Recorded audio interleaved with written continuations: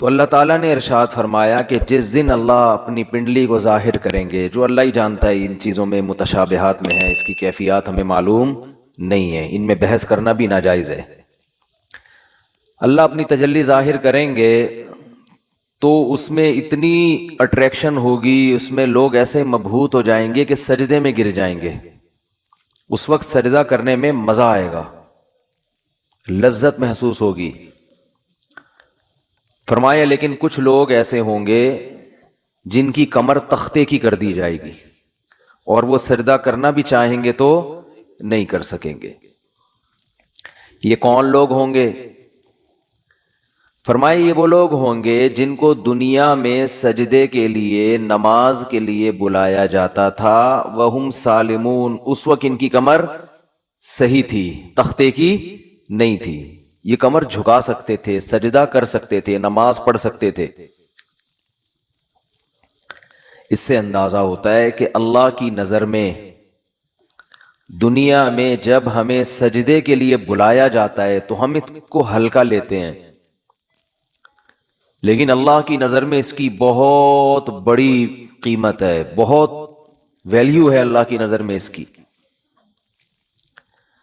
اس لیے خوب اچھی طرح سمجھ لیں کہ نماز کو ہلکا نہیں سمجھنا چاہیے۔ آج ہمیں بے نمازیوں کے بارے میں افسوس نہیں ہوتا، وہ تو پڑھتے ہی نہیں ہیں۔ نمازیوں کے بارے میں افسوس ہوتا ہے کہ جو نمازی بھی ہیں نا، تو وہ بھی اپنی نماز کی ایسے حفاظت نہیں کرتے جیسے اللہ نے حکم دیا ہے۔ انہوں نے بھی ایک سائیڈ میں ایک چیز رکھا ہوا ہے کہ جب سارے کاموں سے فارغ ہو گئے تو چلو کیا پڑھ لیتے ہیں؟ نماز پڑھ لیتے ہیں۔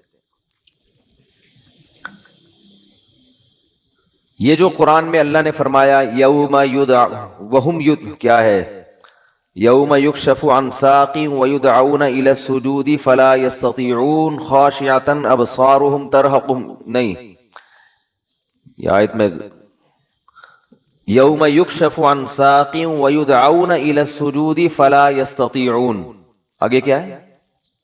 خاشعۃ ابصارهم ترہقهم ذلہ وقد كانوا يدعون الى السجود وهم سالمون۔ فرمایا دنیا میں انہیں سجدے کے لیے بلایا جاتا تھا، تو یہ کب بلایا جاتا ہے؟ اذان۔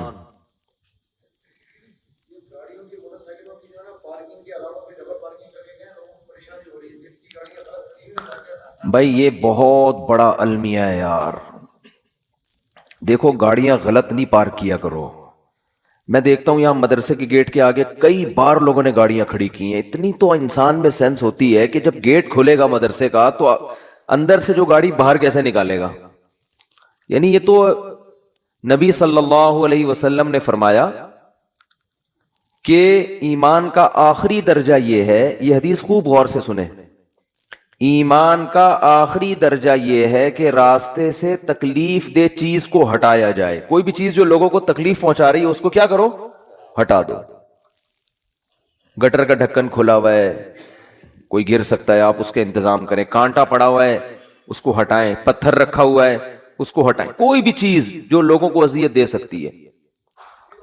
ہاں ابھی بتا رہا ہوں، ابھی بتا جائیں گے نا، بات کمپلیٹ ہونے دینا، ورنہ پھر وہ دوبارہ کریں گے یہ حرکت، تو اس لیے کمپلیٹ کر لو پھر جائیں۔ تو راستے میں تکلیف دہ چیز جو نہیں ہٹاتا نا، اس کو نبی نے ایمان سے خارج کیا ہے۔ تو سوچو وہ کتنا بڑا گویا کہ کافر ہوگا جو تکلیف دہ چیز راستے میں ڈالتا ہے۔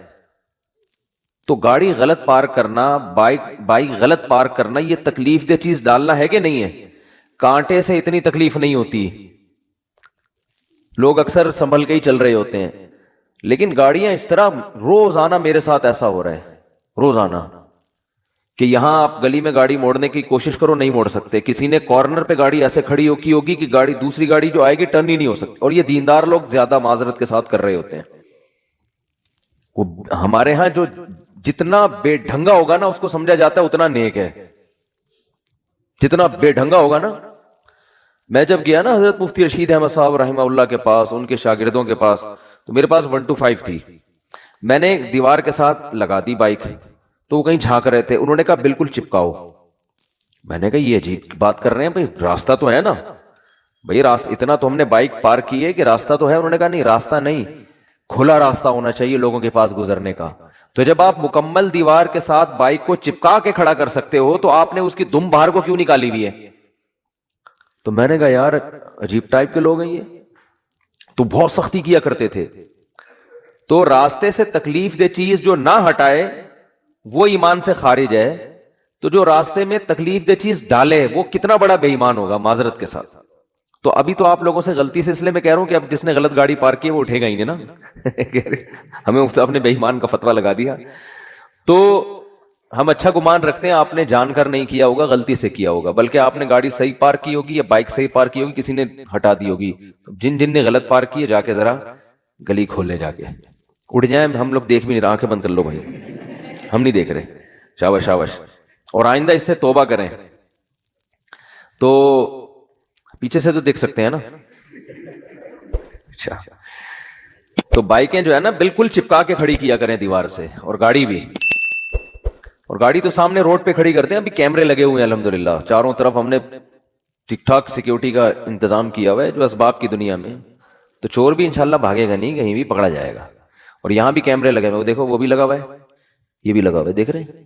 تو کسی کی جیب میں ہاتھ ڈالنے سے پہلے, کیونکہ جیب کترے بھی ہیں یہاں پہ, ان کو پتہ ہی نہیں ہوتا کہ کیمرہ لگا ہوا ہے. تو ہر طرح کیمرے لگے ہوئے ہیں جو ایک ظاہری اسباب ہو سکتے ہیں. اور سیکیورٹی گارڈ بھی بیٹھے ہوئے ہیں. کچھ سیکیورٹی گارڈ تو آپ کو وردی میں جو نظر آ رہے ہیں نا اسلحہ کھلا لے کے گھوم رہے ہیں, کچھ یہیں بھی بیٹھے ہوئے ہوتے ہیں, سمجھ رہے ہو. تو آپ میں سے کسی کو نہیں پتا ہے کہ ادھر کس کی پینٹ میں کیا رکھا ہوا ہے اور کس کی شلوار میں کیا رکھا ہوا ہے. تو خیر بات کیا چل رہی تھی؟ بات چل رہی تھی نماز. ہو سکتا ہے میرے بھی آواز بھی اسلحہ لگایا وہ میں نے, تو ہم بھی اتنے نیک نہیں ہیں جتنا آپ سمجھتے ہو ہم کو, سمجھ رہے ہو نا. نیک سے مراد جو بالکل ہی بیوقوف لوگ سمجھتے ہیں نا.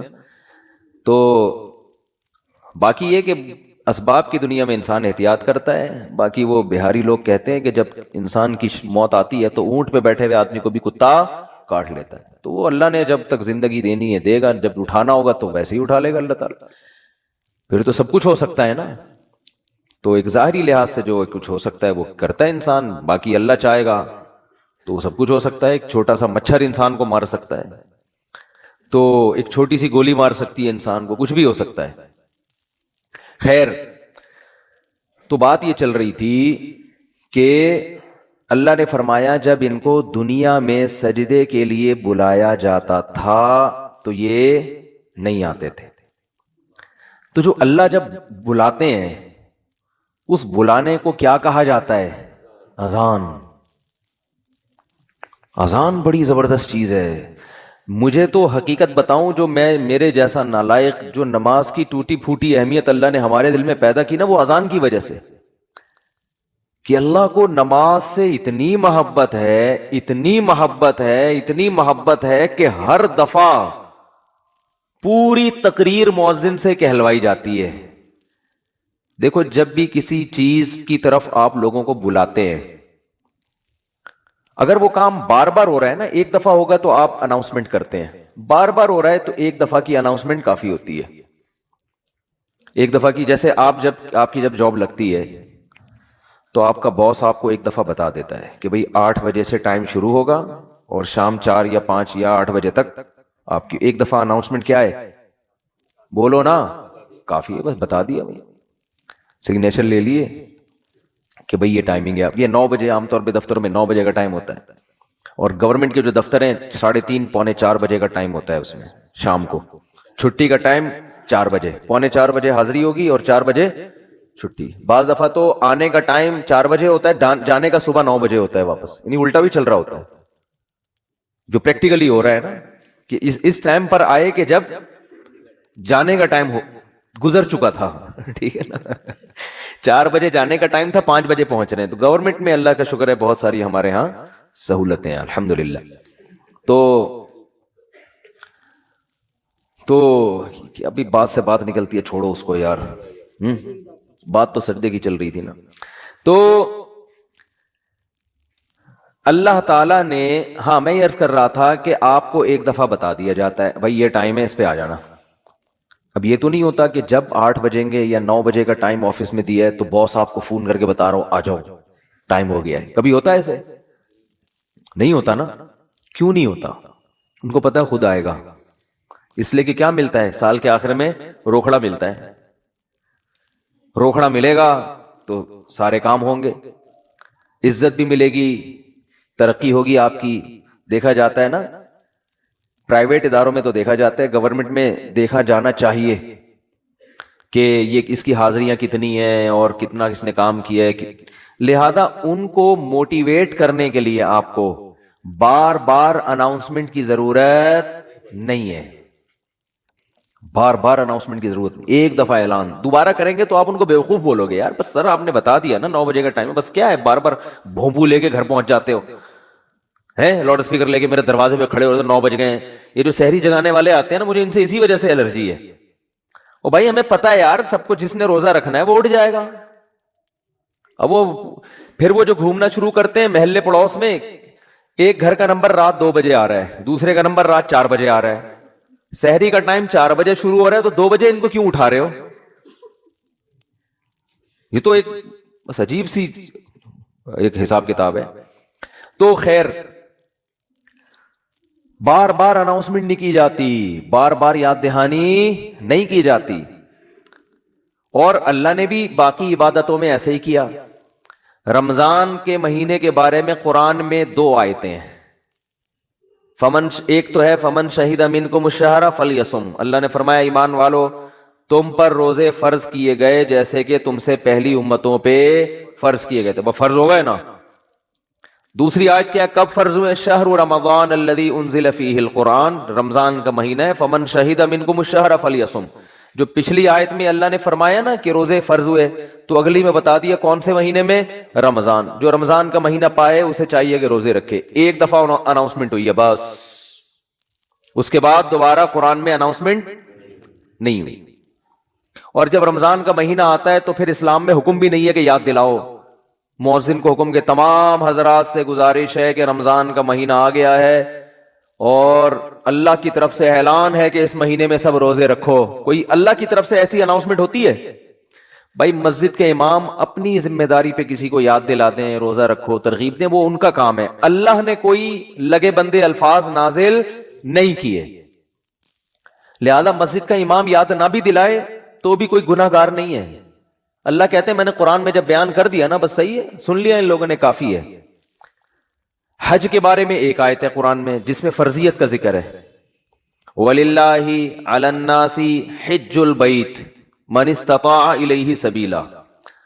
لوگوں, اللہ کے لیے لوگوں پر لازم ہے کہ وہ بیت اللہ کا حج کریں جو وہاں جانے کی استطاعت رکھتے ہوں.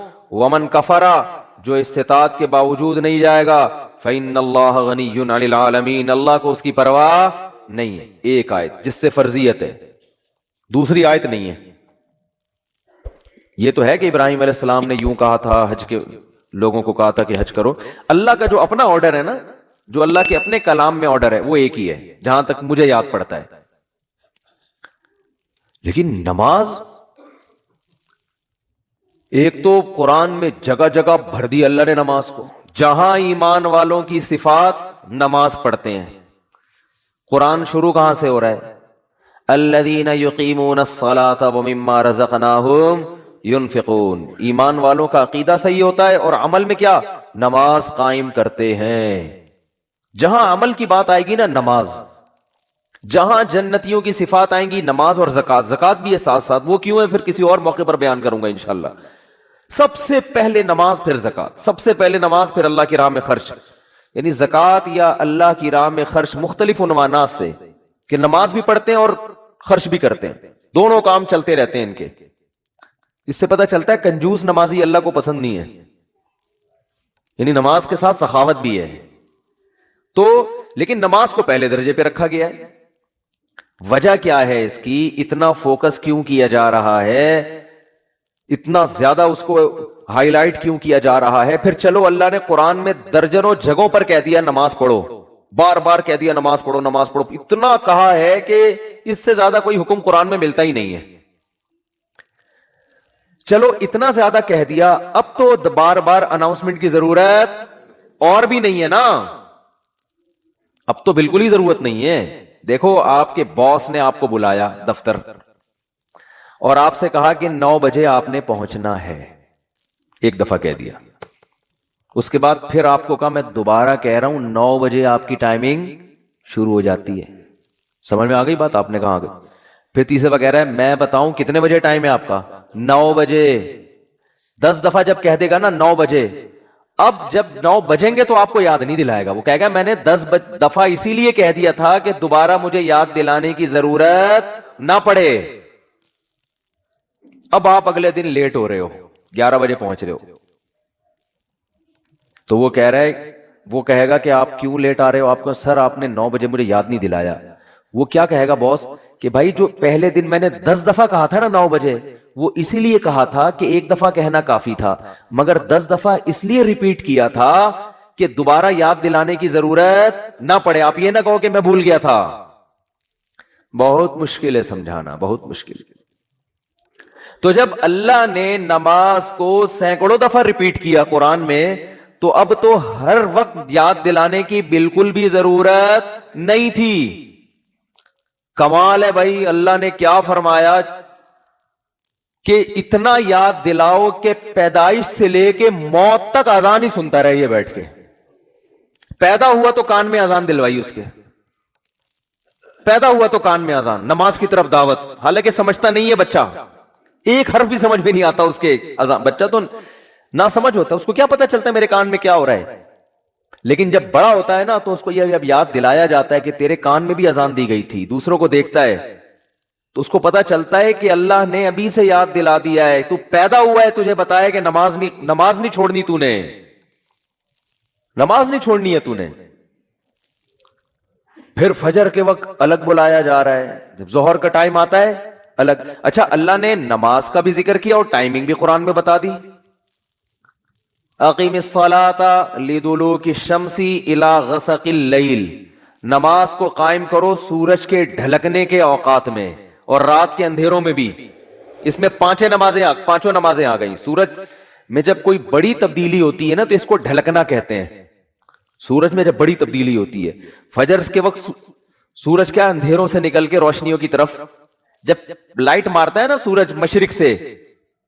دیکھو کوئی گاڑی، آپ کسی گاڑی کا انتظار کر رہے ہو یار، وہ دولہے کی مثال دیتے ہیں، اس کو بات سمجھ میں آئے گی.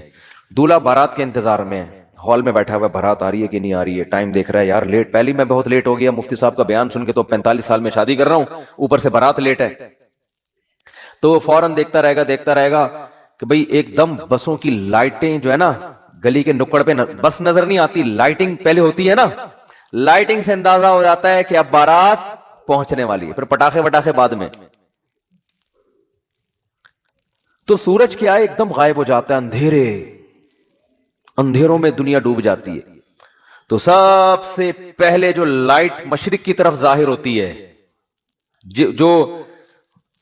جو لائٹ یعنی اس طرح ہوتی ہے، وہ ایک تو عمودی لائٹ ہوتی ہے نا، عمود کو کیا کہتے ہیں؟ پرپینڈیکولر کہتے ہیں. ہم تو ٹریگنومیٹری پڑھ کے بھول گئے یار. ہاں ہاریزنٹل میں لفظ بھول گیا ہوں، ہم نے بہت پڑھی ہے. ہاریزونٹل ایک ہوتا ہے، پرپینڈیکولر ایک ہوتا ہے بیس کہتے ہیں اس کو. بال چھوڑو، ٹریگنومیٹری پھر بعد میں پڑھیں گے. ایک لائن، ایک روشنی یوں آتی ہے، پھر ایک روشنی ایسے. جو یہ روشنی ہے نا اس کو صبح کاذب کہتے ہیں. صبح کاذب، یہ جھوٹی صبح ہے، یہ اس کی علامت نہیں کہ سورج آ رہا ہے ابھی. اس کے بعد جب ایک دم افق پہ مشرق یعنی مشرق کی طرف آسمان کے کنارے پہ جو ایسے لائٹ پھیلتی ہے نا، یہ وہ والی لائٹ ہے جو بارات آتے وقت ٹرک جو بس مارتی ہے نا لائٹ، اب یہ آ گئی ہے. اس سے پہلے تو کوئی سگریٹ پی رہا تھا یا کیا کر رہا تھا. تو اس کو کہتے ہیں صبح صادق، سچی صبح. وہ پہلے والی صبح سے دھوکا ہوتا ہے کہ شاید سورج نکل رہا ہے، وہ اس لیے اس کو صبح کاذب کہا جاتا ہے. اور اس کے بعد آتی ہے صبح صادق. تو وہ جو لائٹ مشرق کی طرف پھیلتی ہے نا ایسے لمبائی میں، وہ اس کی علامت ہوتی ہے کہ اب وہ اندھیرے ختم، ایک دم سورج ایک ڈھلکنا شروع ہو رہا ہے نا، ایک دنیا میں ایک بہت بڑی چینجنگ آ رہی ہے. تو اللہ نے فرمایا جیسے ہی دنیا میں یہ چینجنگ آئے گی، تبدیلی آئے گی اس سے، سورج کے ڈھلکنے سے، تم نے کیا کرنا ہے اس موقع پر؟ نماز قائم کرنا ہے، اپنے رب کو یاد کرنا ہے، میرا رب مجھے رات کے اندھیروں سے نکال کے دوبارہ کتنی بڑی خدا کی قسم یہ سورج کا طلوع ہونا اتنی بڑی نشانی ہے اللہ کے وجود کی. ایتھیس اور ملحد پاگل ہوتے. مجھے لوگ کہتے ہیں ملحدوں پہ کو معاف کر دیں, بیان نہ کریں آپ, بہت بیان ہو گیا ملحدوں پر. لیکن بھائی کیسے یار چھوڑ دیں؟ اتنی بڑی خدا کی نشانیاں دیکھ کر جو بدبخت کہتے ہیں یہ آٹومیٹیکلی ہو رہا ہے. اور یار ایسا سسٹم, اتنا ایندھن اس کے اندر, ایسی روشنی, کیسا جیسے آپ تکے کو گھماتے ہیں نا جب پکاتے ہیں, کوئلے پہ جب تکا پکاتے ہیں ادھر سے پک گیا, اب کیا کرو, گھماؤ, یہ خود بخود گھومتا ہے, گھمانا پڑتا ہے. یا ایسا سسٹم لگانا پڑے گا کہ گھومے. وہ سسٹم کوئی لگا کے دیتا ہے. تکے میں خود بخود اتنی عقل نہیں ہوتی کہ کروڑوں سال میں ترقی کرتے کرتے ایسا بن گیا کہ آٹومیٹک گھومنا خود بخود ہی شروع. یہاں سے پک گیا, اب یہاں سے پکاؤ ہے بھائی, یہاں سے تو پک گیا, اب کیا کرو, اب یہاں سے پکاؤ مجھے. تکا خود بخود کروڑوں سال میں بھی اتنا ذہین نہیں ہوتا, تو یہ سورج اور زمین اتنے ذہین کیسے ہو گئے کہ سورج گیا اور پوری دنیا کو لائٹ دیتا دیتا ساری دنیا میں کی فصلیں اگاتا, وٹامن ڈی پرووائڈ کرتے کرتے کرتے کرتے ابھی سورج امریکہ والوں کو نواز رہا ہے. اس وقت یہاں رات ہو رہی ہے نا, امریکہ میں دن ہے, سورج وہاں جا کے گوروں کو وٹامن ڈی دے رہا ہے, ان کی فصلوں میں جان پیدا کر رہا ہے. ہمارا نمبر ابھی, ہم تکے کی وہ والی سائڈ ہے جو انگارے کے دوسری طرف گئے ہیں ہم لوگ. بھئی یہاں سے تو زمین پک گئی ہے, اب اس کو تھوڑا سا اندھیرے میں رکھو, اس کو پکانے کی ضرورت نہیں ہے. اب میرے اس طرح پکانے کی باتیں کرنے سے ایتھیس کو تپانے کا کام ہو رہا ہے. حقیقت ہے نا, جب سورج پکا رہا ہے اور ایتھیس ہمیں تپا رہا ہے, خود بھی تپ رہا ہے الٹی باتیں کر کے. تو یہ بھائی کیسا خوبصورت نظام ہے یار. سورج کا جو طلوع ہے نا, خدا کی قسم یہ اللہ کی بہت بڑی نشانی ہے. لاکھوں کروڑوں سال ہو گئے سورج کی حرکت میں کوئی تبدیلی نہیں ہو رہی. کتنا بڑا آگ کا ایندھن ہے, آگ کا ایندھن زمین سے لاکھوں گنا بڑا. اتنی آگ, اتنا ایندھن کہاں سے آ گیا؟ اسٹیل مل میں جو ایندھن جس سے لوہا پگھلایا جاتا ہے یہ آٹومیٹکلی پیدا ہو گیا, یہ اس کو پیدا کیا گیا ہے. یہ تو ڈالا جاتا ہے نا اس میں بھٹیوں کو جلانے کے لیے. سورج میں کہاں سے آ گیا؟ اتنی آگ برسا رہا ہے, اور ایسی لائٹ ہے اس کی کہ آپ جب سورج کی روشنی ہوتی ہے آپ کے ہزار وولٹ کے بلب فیل ہو جاتے ہیں, پتہ ہی نہیں چل رہا ہوتا کہ جل رہے ہیں کہ بجھ رہے ہیں. تو کیا تناتا ہوا شان کے ساتھ مشرق سے نکلتا ہے.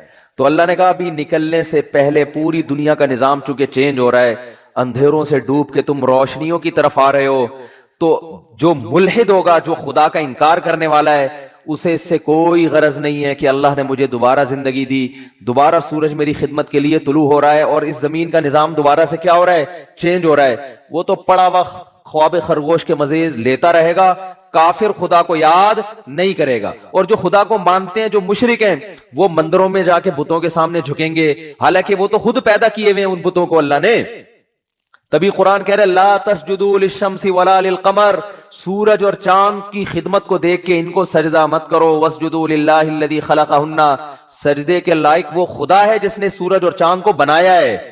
ہندو کہتا ہے گائے ہماری بڑی خدمت کرتی ہے, گائے ہماری ماں ہے, ہمارا بھگوان ہے. او بھائی جس خدا نے گائے کو تمہاری خدمت کے لیے بنایا ہے وہ ہے تمہارا اصل بھگوان, وہ ہے تمہارا اصل معبود. یہ گائے بنی نہیں ہے, بنائی گئی ہے. ایک میکینک نے گاڑی بنا کے آپ کو گفٹ دے دی, گاڑی کا شکریہ ادا کر رہے ہو آپ, ہیں بے وقوفی ہے یا نہیں ہے؟ ایک سائنٹسٹ نے گاڑی بنائی اور آپ کو دے دی, لو بھائی چلاؤ.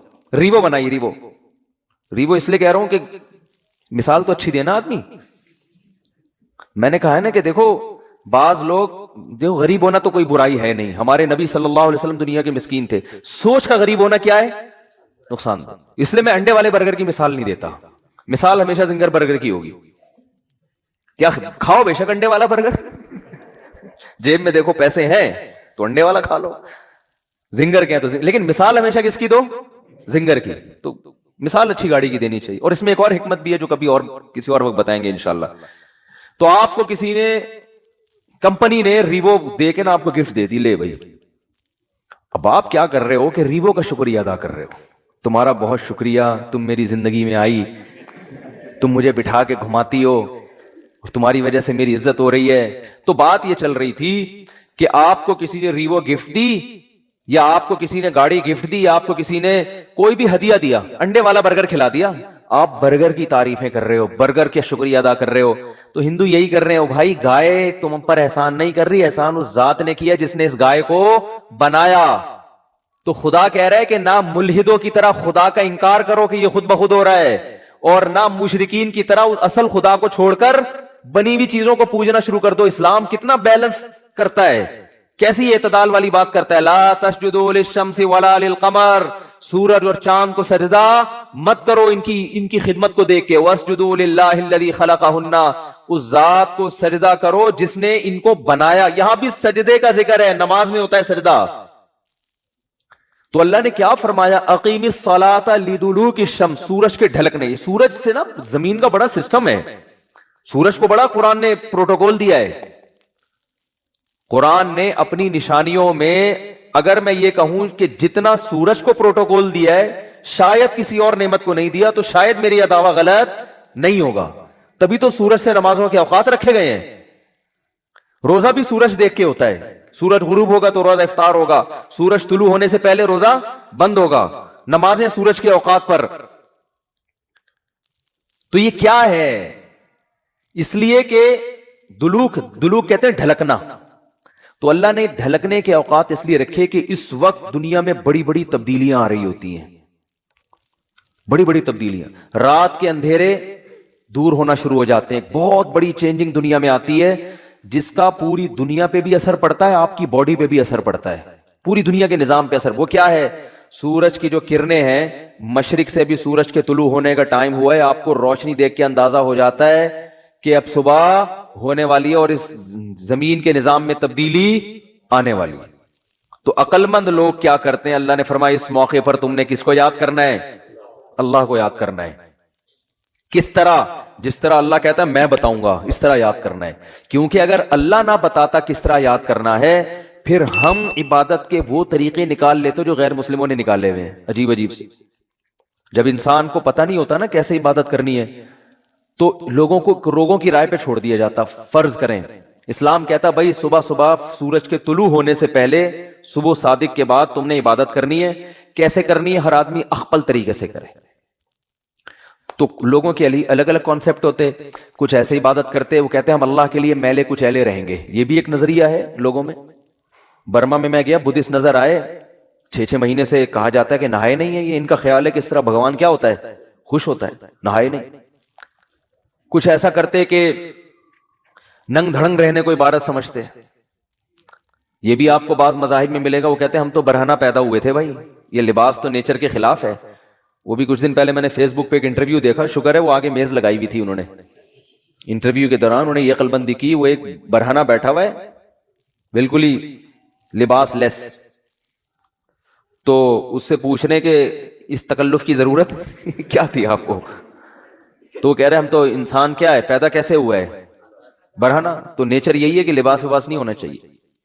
نیچے لوگوں نے طبیعت سے گالیاں دی ہوئی نا کہ اس کی کوئی ماں بہن نہیں ہے گھر میں. تو یہ بھی ایک عبادت کا ان کے خیال میں طریقہ ہے. بعض لوگوں میں عبادت کا طریقہ یہ ہے کہ ہم گوشت نہیں کھائیں گے, اس سے اللہ خوش ہوگا. تو انسان کو اگر آزاد چھوڑ دیتا نا اسلام کہ تم اللہ کو جس طرح بھی راضی کرنا چاہو کرو, تو انسان غلط رخ پہ چلا جاتا, وہ انسانیت کے دائرے سے نکل جاتا. اللہ نے بتا دیا اقیم الصلاۃ لدلوک الشمس. میں پہلے جو نماز کے اوقات ہیں ان کو تھوڑا ڈیفائن کر دوں, پھر میں بتاؤں گا اسلام نے یہ طریقہ کیوں بتایا ہے. پہلا دلوک شمس ہوتا ہے, دنیا میں بڑی تبدیلی آتی ہے صبح صادق, اندھیروں سے روشنی پھوٹنا شروع, پتہ چلتا ہے اب دن کیا ہو گیا, چینج. اس کے بعد سورج پھر ٹکا کباب بناتے بناتے نا ایسے ہوتے ہوتے بالکل بلندی پہ جا کے پہنچتا ہے جس کو زوال کا وقت کہتے ہیں. اور ایک ٹائم آتا ہے بلندی سے دوبارہ نیچے ڈھلکنا شروع کر دیتا ہے. جیسے ہی نیچے ڈھلکنا شروع ہوگا, اللہ نے فرمایا دلوک شمس ہو رہا ہے, بڑی تبدیلی آ رہی ہے دنیا میں. اب سورج ٹاٹا کرتے ہوئے واپس جا رہا ہے. سورج ڈھلکنا دن یعنی جو رات, اس وقت جو انسان کی باڈی میں تبدیلی ہوتی ہے نا وہ اور زمین میں, وہ مکمل سارا سسٹم اس وقت چینج ہو چکا ہوتا ہے. تو اس وقت حکم دیا گیا یہاں بھی تمہیں کس کو یاد کرنا ہے؟ اللہ کو یاد کرنا ہے, کیونکہ تم اس کے ماننے والے, اس کا شکر ادا کرنا ہے. اس کے بعد پھر دوبارہ بڑی چینجنگ کب ہوتی ہے؟ عصر کے ٹائم پہ. امام حنیفہ بہت ذہین تھے خدا کی قسم. جو امام ابو حنیفہ کا رحمہ اللہ کا فقہ غور سے پڑھے گا نا, اسے لگے گا امام صاحب کوئی چھوٹی موٹی چیز نہیں تھے. حدیث میں ہمیں نماز کے بارے میں, عصر کے بارے میں مثل اول بھی ملتا ہے, مثل ثانی بھی ملتا ہے. بخاری مسلم کی حدیثوں سے ہمیں پتہ چلتا ہے کہ جس ٹائم پہ ہمارے جو اہل حدیث حضرات عصر کی نماز پڑھتے ہیں نا, اس کا بھی ثبوت حدیث سے ہمیں ملتا ہے. اور یہی ٹائم امام شافعی کا بھی ہے, جو عصر بہت جلدی پڑھی جاتی ہے. پورے سعودیہ میں آپ نے دیکھا ہوگا بہت جلدی عصر پڑھ لیتے ہیں وہ. لیکن امام حنیفہ کی رائے یہ کہ دیر سے پڑھی جائے, جب ہر چیز کا سایہ دگنا ہو جائے. کتنا ہو جائے؟ دگنا. اب بہت سے حضرات کہتے ہیں امام حنیفہ نے اس حدیث کی مخالفت کر دی جس میں جلدی پڑھنے کا ہے. تو امام حنیفہ نے حدیث کی دونوں حدیثوں میں اس حدیث کو لیا جو قرآن کے زیادہ قریب ہے. کیونکہ سورج کا جو ڈھلکنا ہے نا, بڑی چینجنگ, یہ مثل اول پہ نہیں ہوتی, مثل ثانی پہ ہوتی ہے. یعنی جب ہر چیز کا سایہ آپ نے 1 فٹ کا اسکیل رکھا زمین پہ, جب اس اسکیل کا سایہ اتنا ہو جائے, دیکھیں جب سورج بالکل اوپر ہوتا ہے, اس بات کو ذرا ٹیکنیکل طریقے سے سمجھیں, سورج بالکل سر پہ ہوتا ہے تو ہر چیز کا سایہ 0 ہو جاتا ہے. کتنا ہو جاتا ہے؟ اگر آپ خط استوا پر ہو, ایکویٹر پہ ہو نا, تو سورج جب بالکل آپ کے سر پہ ہوگا تو 1 فٹ اسکیل اگر ہے, اس کا سایہ کتنا ہوگا؟ 0, کیونکہ بالکل اوپر ہے نا.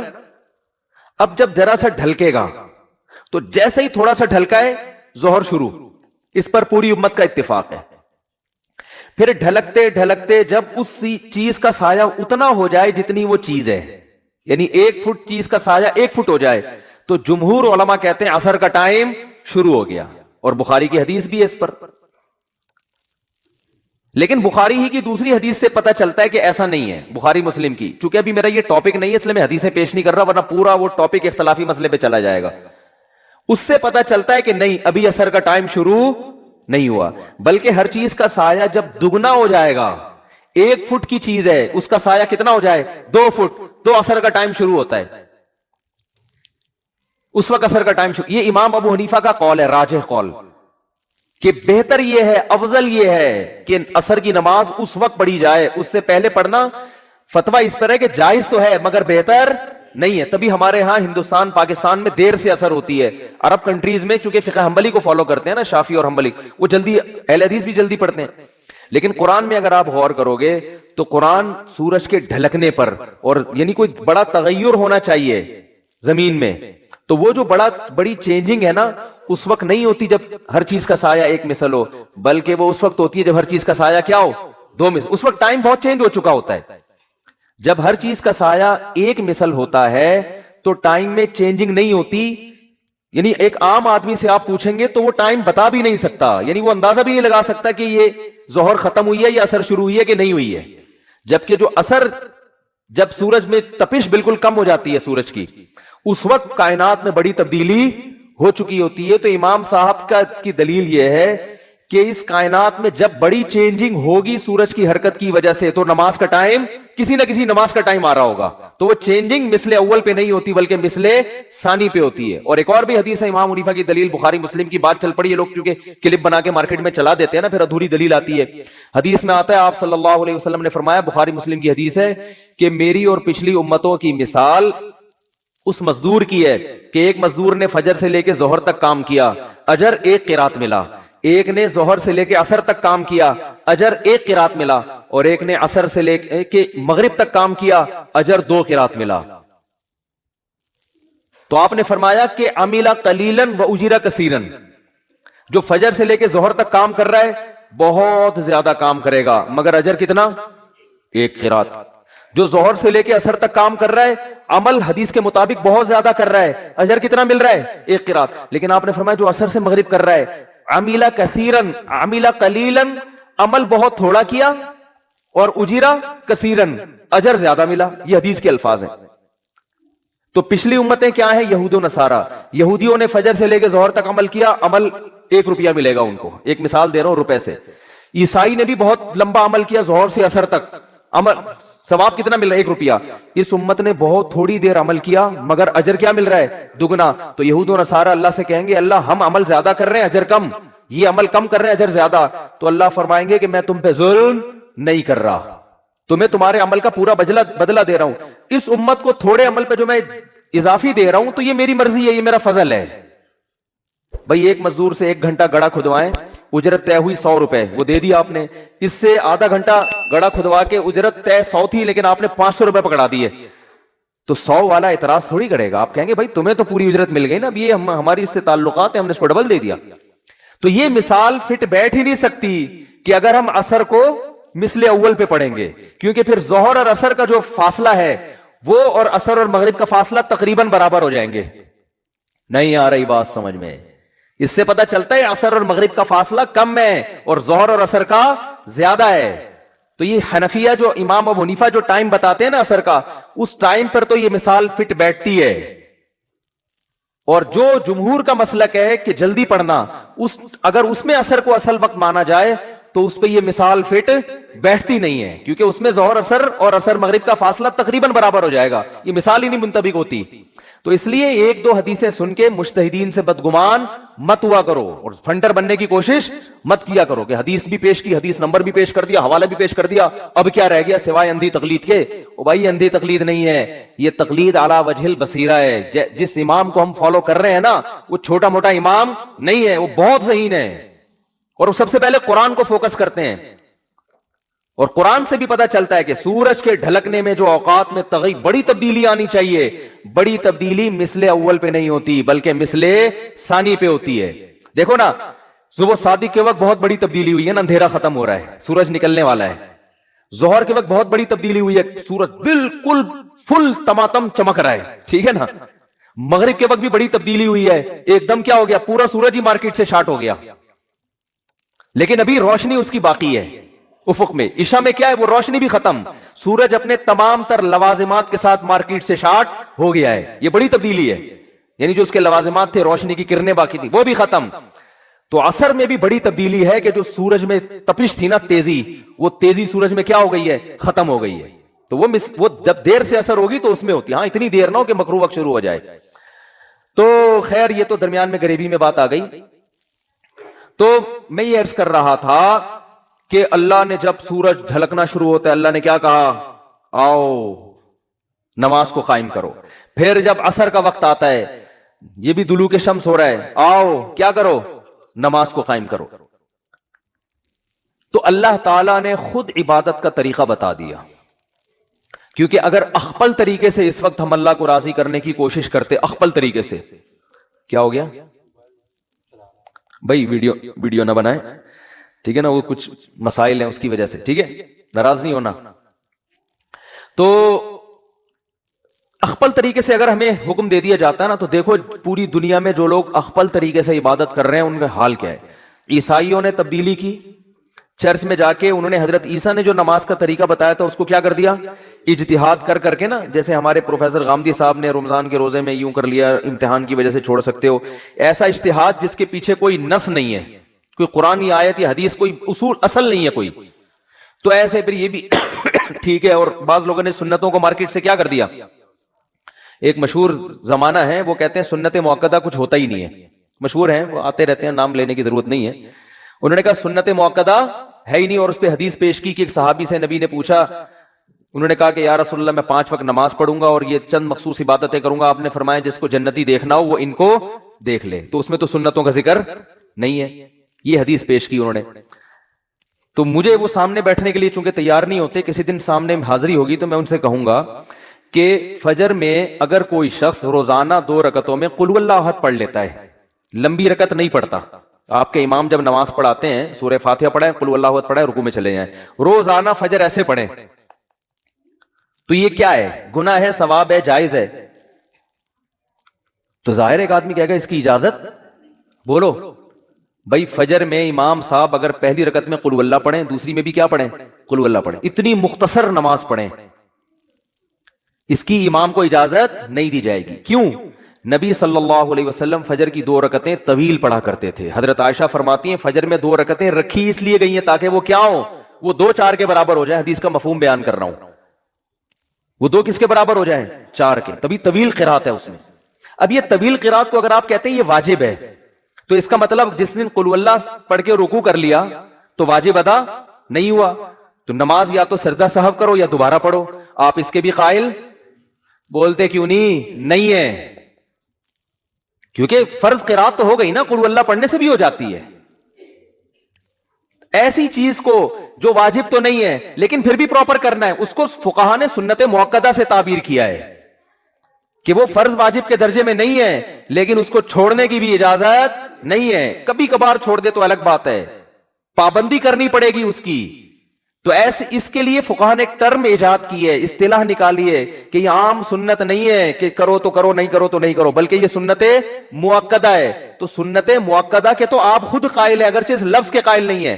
اگر آپ یہ کہتے ہو کہ سنت مؤکدہ کچھ بھی نہیں ہوتا, بس فرض واجب ہی ہوتا ہے, فرض ہی ہوتا ہے اور کچھ بھی نہیں ہوتا, یہ تو واجب کا بھی انکار کرتے ہیں, یہ کچھ بھی نہیں ہوتا, تو میں کہتا ہوں امام روزانہ پہلی رکعت میں بھی قل اللہ پڑھے, دوسری میں بھی قل اللہ پڑھے, اور پھر آپ روزانہ اتنی مختصر نماز پڑھا کے مارکیٹ سے شارٹ ہو جائے تو پھر آپ اس کو بھی یہ حدیث سناؤ.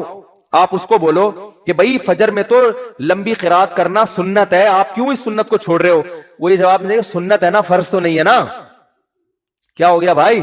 اور وہ حدیث سنا دے کہ ان صحابی نے کہا تھا 5 نمازیں فرض ادا کروں گا جنت میں جاؤں گا, تو میں 5 میں سے فجر جو فرض ہے ادا کر رہا ہوں کہ نہیں کر رہا, فرض ادا ہو رہا ہے کہ نہیں ہو رہا, لیکن آپ اس کو چھوڑیں گے نہیں. ان دل بولیں گے بھائی جو پراپر طریقہ ہے نا فجر کا, اس طرح سے پڑھاؤ, اور اس سے پہلے بھی 2 سنتیں پڑھ کے آیا کرو. تو اس کو ایسی چیز کو فقہا تعبیر کرتے ہیں کیونکہ وہ دین کو زیادہ سمجھتے ہیں. انہوں نے کہا ایسی چیز جو فرض بھی نہیں ہے لیکن اس کو چھوڑنے کی اجازت بھی نہیں ہے, قابل ملامت ہے. اگر کوئی چھوڑے گا تو اس کو ملامت کی جائے گی, اس کو سمجھایا جائے گا. اس کو ملامت کا مطلب برا بلا بھی کہہ سکتے ہیں آپ اس کو. تو یہ ٹرم آپ بے شک اپنی ڈکشنری سے نکال دیں, لیکن ایسے بہت سارے اسلام میں حکام ہیں جو کیا ہے سنت جو فرض واجب نہیں ہے لیکن وہ عام سنت بھی نہیں ہے, مؤکدہ کا معنی تاکید والی. تو یہ تو ایک بالکل بدیہی چیز ہے. تو اسی طرح جو ظہر سے پہلے کی 4 سنتیں, ظہر کے بعد کی 2 سنتیں, فجر سے پہلے کی 2 سنتیں, مغرب کے بعد کی 2 سنتیں, یہ بھی عام سنتوں کی طرح نہیں ہے کہ آپ کہتے ہیں سنتیں ونتیں کچھ بھی نہیں ہوتی, بس فرائض ہیں. ٹھیک ہے یہ فرض نہیں ہے لیکن ایسی بھی نہیں ہے کہ آپ ان کو چھوڑ دیں. اگر چھوڑیں گے تو قابل ملامت ہوں گے آپ. کبھی کبھار چھوڑ دے تو ایک الگ بات ہے, جیسے کبھی آدمی سفر میں فجر کی 2 مختصر پڑھ لیتا ہے, امام صاحب کو جلدی ہے بھائی آج مجھے جانا ہے, میں قل اللہ پڑھ کے رکوع کروں گا, جس نے پڑھنی ہے پڑھے, نہیں پڑھنی, کبھی کبھار ٹھیک ہے, پابندی نہیں کر سکتے آپ اس کی. تو تبھی کہتا ہوں اٹھا کر پھینک دو باہر گلی میں, نئی تہذیب کے انڈے ہیں گندے. اسلام بہت پرانا جو چلا آ رہا ہے نا فقہا سے, انہی سے سیکھنے کی کوشش کرو. نئی چیزوں سے متاثر ہونے کی بالکل بھی ضرورت نہیں ہے. حدیثوں کے لیبل ان کو نمبر یاد ہوتے ہیں, بس حدیث کی روح ان کو پتہ نہیں ہوتی. میں شادی کے حوالے سے ایک بیان شیعہ حضرات بہت زیادہ چلا رہے ہیں اور پھر اس پہ رد کر رہے ہیں. کمنٹس میں لوگوں نے لعنتیں, اور یہ جو بعض لوگوں کا اسٹائل ہوتا ہے. شیعہ حضرات سے میں گزارش کروں گا کہ محرم میں شادی کرنا ہماری نزدیک جائز ہے, بلکہ برکت کا مہینہ ہے. تو اگر ہم نے اپنی عوام کو یہ کہہ دیا کہ محرم میں شادی کرو, تو آپ کو تھوڑی چھیڑ رہے ہیں, آپ نہ کرو بھائی, اس نے کہا. میں تو سنی عقیدہ بیان کروں گا نا, یہاں بیٹھا ہوں. اس اہل سنت والجماعت کے یہاں محرم میں شادی بالکل جائز ہے. میں نے بتایا تھا ہال سستے ہوتے ہیں تو بتایا تھا نا, اس لیے اس میں آسانی سے شادی ہو جاتی ہے, یہ فائدے ہیں. اس میں نا تشدد پھیلایا جا رہا ہے, فرقہ واریت. تو جب ہم آپ کے مسلک کو چھیڑ ہی نہیں رہے, ہم تو کب کہہ رہے ہیں کہ شیعہ کے یہاں جائز ہے, ہم کہہ رہے ہیں سنیوں کے یہاں جائز ہے. تو آپ لوگوں کو بتا دیں بھائی یہ سنی مذہب ہے, یہ شیعہ نہیں ہے. تو آپ اپنے جو سننے والے لوگ ہیں ان کو بتا دیں اتنا کہ یہ انہوں نے اہل سنت والجماعت کو کہا ہے, شیعہ حضرات نہ کریں شادی. تو ہمیں اس کا کوئی اعتراض نہیں ہے. بیان میرا سنیوں میں ہو رہا ہے, اس کو آپ شیعوں میں چلا کے اس میں پھر رد کر رہے ہو دلائل سے. آپ دلائل دیں. میری نظر میں محرم, صفر, ربیع الاول 12 مہینے شادی کے ہیں. ویسے بھی 4 جب کرنی ہوں گی تو پھر اس میں تو اتنا آپشن آپ کے پاس نہیں ہوتا کہ یہ والا مہینہ تو یہ والا. جو لڑکی والے جس مہینے میں راضی ہو جائیں فوراً سے پہلے نکاح کر دو, ورنہ رشتہ ہاتھ سے گیا. باقی ہم حضرت امام حسین کی شہادت کو ایک شہادت سمجھتے ہیں. شہادت تو ایک سعادت کی چیز ہے, نحوست تھوڑی ہے. تو ہم اپنا مذہب تو بیان کریں گے نا بیٹھ کے. تو اپنا مسلک ہم بیان کر رہے ہیں کہ محرم میں شادی بالکل جائز ہے.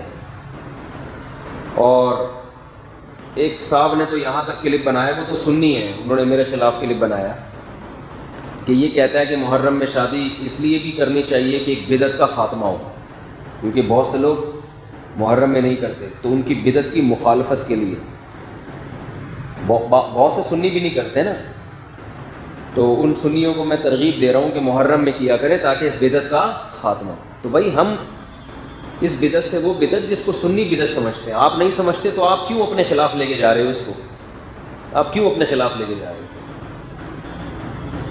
تو ہم تو اس بدعت کی بات کر رہے ہیں جس کو ہم ایک مسلک پہ چلے گا نا انسان، یہ کچھ وہاں سے لے لیا، کچھ وہاں سے لے لیا، کچھ وہاں سے لے لیا۔ تو ایک سنی مولانا صاحب نے کلپ بنایا میرے خلاف کہ اچھا جس دن تمہارے باپ کا انتقال ہو اس دن بھی نکاح کیا کرو، کیونکہ لوگ گھر میں جب میت ہوتی ہے اس دن شادی بولو نہیں کرتے، تمہارے چاچا کا انتقال ہو جس دن اس دن کیا کرو۔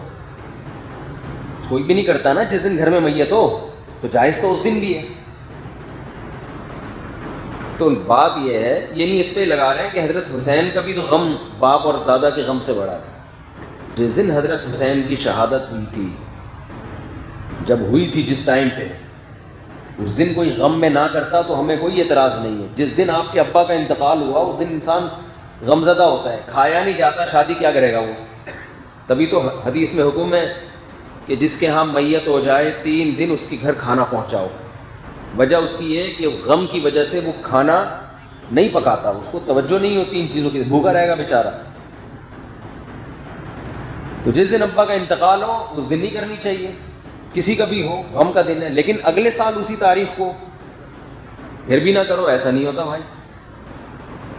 اب ابا کی جس دن برسی ہوگی تو ہم تو برسیوں کو مانتے ہی نہیں ہیں، ہماری نظر میں برسیاں نہیں ہوتی، ہم اپنا مسلک بیان کریں گے نا، ہم نہیں مانتے برسیوں کو، یہ برسی کیا ہوتا۔ تو ہمارے والد صاحب کا انتقال ہوا، اللہ تعالیٰ ان کی مغفرت فرمائے، اس کے بعد ہر سال وہ تاریخ آتی ہے نا، ہمیں پتہ چلتا ہے کہ کب آئی اور کب گئی، بلکہ مجھے تو اسپیسیفک وہ ڈیٹ بھی یاد نہیں ہے کہ والد صاحب کا کس دن انتقال ہوا تھا، اس لیے کہ جس دن بھی ہوا وہ کرنا کیا ہے، دعا کرنی ہے آپ نے، وہ تو جب یاد آئے کر لیا کرو بھائی۔ اب تو والد کو، والدہ کو ضرورت اس کی ہوتی ہے کہ بعد والے ان کے لیے دعائیں کریں، اور وہ خاص اس تاریخ میں جس دن انتقال ہوا تھا اس تاریخ میں دعا کی قبولیت کا زیادہ امکان ہوتا ہے، ایسی کوئی حدیث ہمارے پاس نہیں ہے۔ تو ساری زندگی انگریز مناتے ہیں نا مدر ڈے اور فادر ڈے، ہم نہیں مناتے کیونکہ ہمارا تو روز ہی مدر ڈے اور روز ہی فادر ڈے۔ انگریزوں کا سال میں مدر ڈے زیادہ ہوتا ہے، فادر کا تھوڑا کیا تھوڑا پرابلم ہے، کچھ لوگ منا رہے ہوتے ہیں، کچھ لوگ جن کے ہوتے ہیں وہ منا لیتے ہوں گے، مدر ڈے بہرحال وہ سب منا رہے ہوتے ہیں۔ تو ان کے ہاں وہ اس لیے مناتے ہیں مدر ڈے اور فادر ڈے کہ ان پورا سال ابا اماں کو پوچھنے کی توفیق نہیں ہے۔ ہمارے ہاں تو بھائی روز ہی ابا ہیں، تو وہ یہ تھوڑی کہ 1 جنوری کو ابا تھے 2 کو ابا نہیں ہے، وہ 2 کو بھی ابا ہیں، 3 جنوری کو بھی، فروری میں بھی وہی ابا، مارچ میں بھی وہی ابا، ایسا ابا کہاں سے لبا؟ پنجاب والے کہتے ہیں، پنجاب میں زبان بڑی مستعفی بولی جاتی ہے۔ وہ ایک صاحب اپنے ابا کے بارے میں کہہ رہے تھے میرے ابا یوں، میرے، اس نے کہا ایسا ابا کہاں سے لبا؟ لبا کسے کہتے ہیں؟ پایا؟ پتہ نہیں، شاید پائے کو کہتے ہیں نا، کہاں سے پایا؟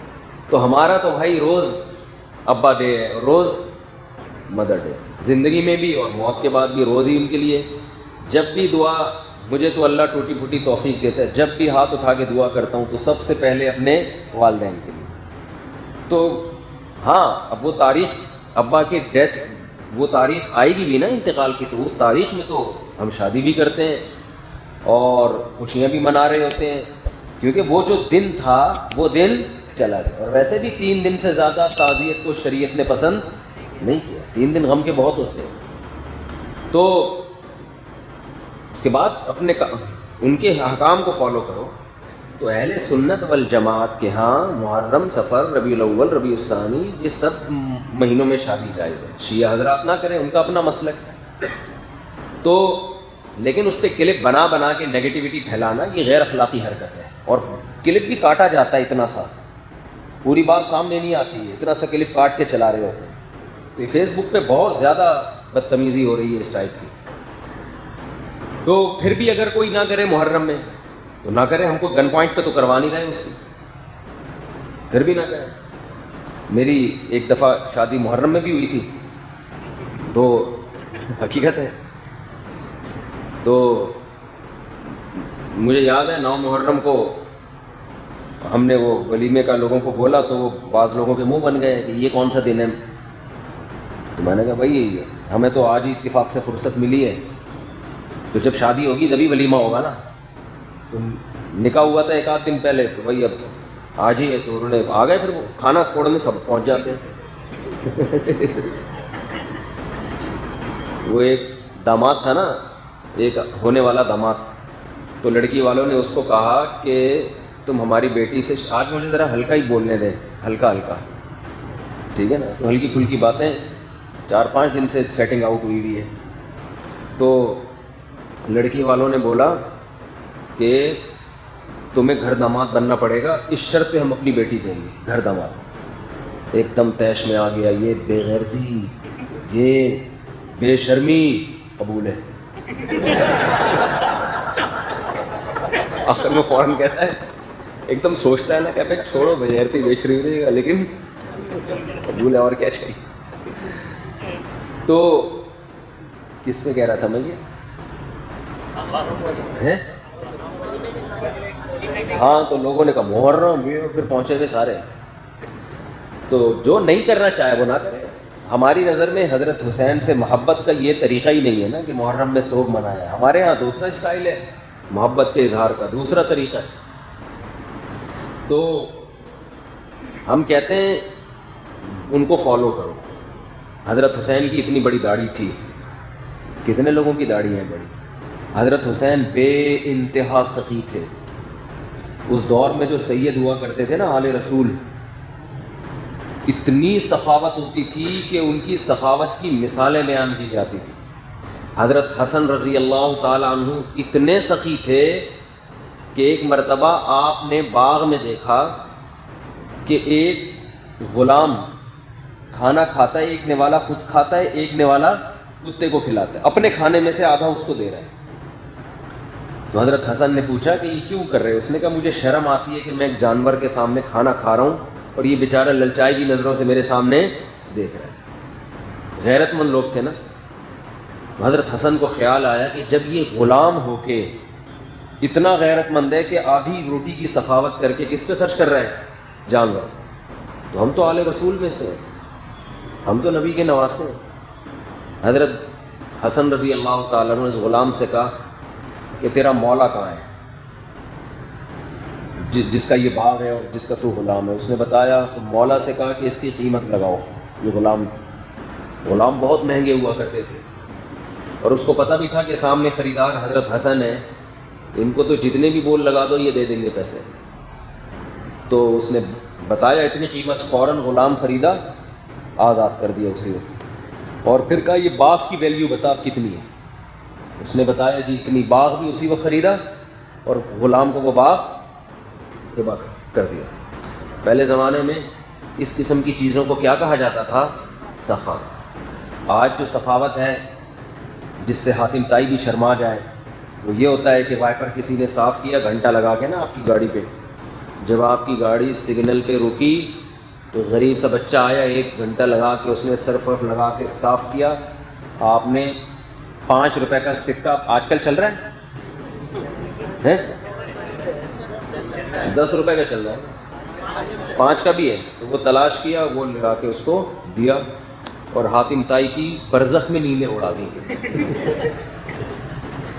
اور یہ بھی اس لیے کیا کہ کسی پیر صاحب نے, بزرگ نے کہا ہوا تھا کہ صدقے سے بلائیں ٹلتی ہیں.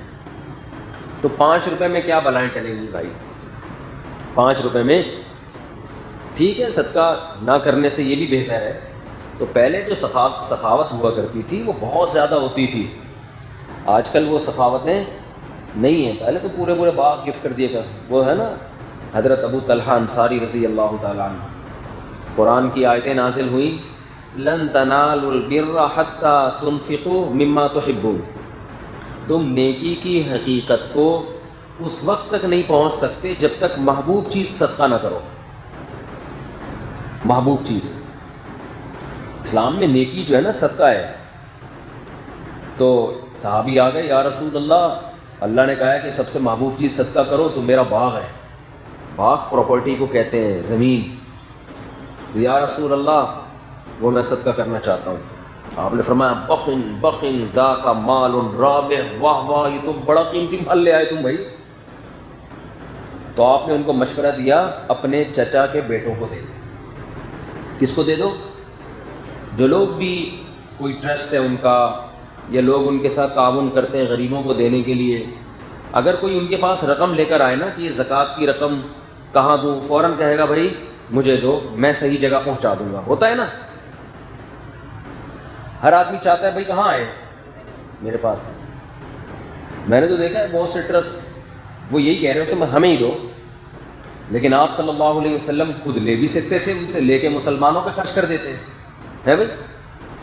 آپ لے کے بیت المال میں جمع کرا دیتے، چلو بھی کسی کے کام آئے گا. آپ نے فوراً فرمایا اپنے چچا کے بیٹوں کو جا کے دے دو، گفٹ دے دو. اس سے پتہ چلتا ہے دیکھو ہمارے نبی کیسے، اللہ نے آپ کے دل سے مال کی کوئی لالچ نہیں، یہ بھی نہیں کہ میری جیب سے لوگوں میں جائے، کچھ بھی نہیں. اتنا قیمتی مال کیا فرما رہے ہیں اپنے چچا کے بیٹوں کو. کہتے ہیں لیڈر جو ہے نا، لیڈر کامیاب لیڈر وہی ہوتا ہے جس میں قربانی کا جذبہ ماتحتوں سے زیادہ ہو، اپنی ذات کو بالکل بھلا دے. حالانکہ نبی اگر لیتے تو اپنے لیے تھوڑی لے رہے تھے، وہ بھی دوسروں کے لیے لیتے نا.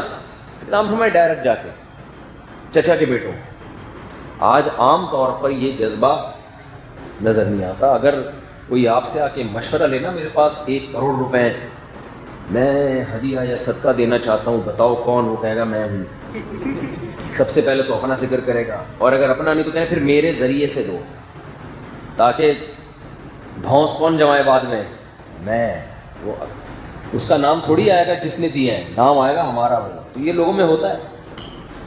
تو اس میں کچھ مخلص بھی ہوتے ہیں لیکن اصل اخلاص یہ ہے، کوئی صدقے کی رقم لے کر آئے، آپ بولو بھائی اپنے رشتہ دار کو. نبی نے کیوں فرمایا؟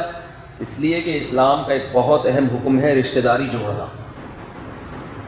کیا حکم ہے؟